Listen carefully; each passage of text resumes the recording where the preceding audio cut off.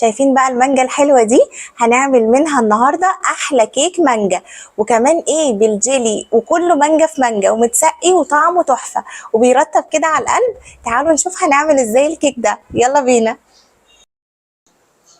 طبعا قطعة بقى من دي في الحر ده، ومش محتاجين أي حاجة تانية، بتودي في ناحية تانية خالص. شايفين الجمال والطبقات، وطبقة الجيلي الساقع تحفة. مكوناتنا سهلة وبسيطة جدا، هنعمل بيها أحلى كيكة جيلي، وكمان بقطع المانجا بس إيه من الآخر، ومكونات موجودة في كل بيت، مفيش فيها أي مشكلة. هنشوف مع بعض إزاي عملناها بأسهل طريقة. معايا 2 بيضة، كوباية سكر وفانيليا، ومعلقة من الخل، وهنبدأ نضرب المكونات بتاعتنا. هنزل بقى عليهم كمان بكوباية إلا ربع من اللبن عشان تسهل معايا الضرب في الخلاط، وهضرب كويس، وهنزل بنص كوباية من الزيت، او ممكن اعملها كمان بالمضرب اليدوي. معايا هنا بقى كوبايتين من الدقيق، عليهم بيكو بيكنج باودر ورشه ملح. هنزل بقى بالخليط بتاعنا وابتدي ان انا اقلب، لو احتاج شويه كمان دقيق بزود له. اهم حاجه يكون الدقيق منخول علشان يديني طراوه حلوه في الكيك. صينيه بقى مدهونه، وهنزل فيها بالخليط ده، ويكون الفرن بتسخن على درجه حراره 180. هتقعد على الرف الوسطاني من 25 ل 30 دقيقه حسب كل فرن، ونختبرها بعد ال 25 دقيقه ونشوف استوت ولا لا. عقبال ما تبرد هجيب معايا باكو جيلي من المانجا، وهضيف عليه كوبايه ميه مغليه، وادوبهم كويس جدا. جيلي من المانجا، تمام. في الوقت ده الكيكه عندي بتبرد، علشان كمان عايزه الجيلي يكون بارد. هدوبه كويس قوي كده، ولما اتاكد خلاص ان هو داب، هضيف عليه كمان كوبايه الا ربع من الميه البارده عشان ابرده شويه، وهركنه على جنب لحد ما يهدى خالص. في الوقت ده بقى هعمل الكريمة. معايا كوباية كبيرة من الكريم شانتيه، عليها كوباية من المانجا البيوريه، وهضربهم مع بعض كويس جدا. ممكن اضيف لهم معلقة من السكر البودر، او اكتفي بالتسكير بتاع المانجا والجيلي وبقية الحاجة. خلاص كده انا حضرت الحشو وحضرت الجيلي. الكيكة بدأت خلاص معايا هنا تهدى.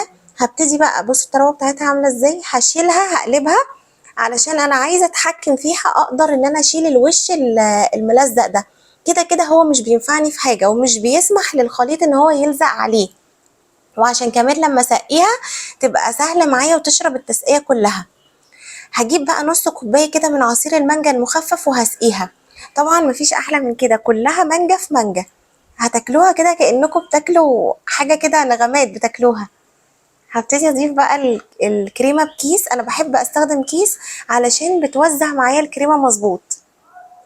وطبعا الكريمه لونها كده عشان احنا ضاربينها بعصير المانجا البيوريه. ممكن نضربها بالميه او باللبن عادي، بس ده بيعزز اللون والطعم. وبعد كده هبتدي اسويها بقى بسكينه او سباتيولا او اي حاجه عايزاها تبقى متساويه، علشان لما ابتدي احط عليها الجيلي وقطع المانجا تبقى مستويه معايا، وتبقى كلها سوا واحد. خلاص كده خلصنا. بجيب بقى واسيبها في التلاجة. هخرجها من التلاجة، احط عليها قطع مانجا متقطعة كده مكعبات او شرايح زي ما بتحبوا.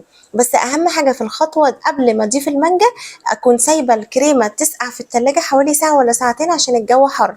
وهضيف بقى قطع المانجا دي كلها كده، وزعها كويس، وتوصوا بقى كده بقطع المانجا، بتبقى طعمها تحفة في الاكل.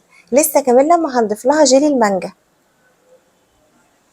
اهم حاجه انا عايزه الكريمه تسقع، عشان لما اجي اضيف الجيلي ما يتسربش من جوه فجوات في الكريمه. هعمل ظهر المعلقه كده، وابتدي اسقي بقى طبقه كده خفيفه من الجيلي من فوق. الكريمه لما تسقع خلاص هيمسك عليها الجيلي، والجيلي بارد تماما.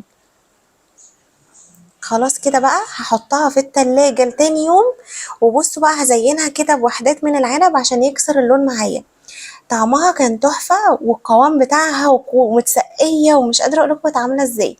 هنطلع بقى كده قطعه، بصوا شايفين الجيلي متماسك مع المانجا مع الكريمه مع قطعه الكيك.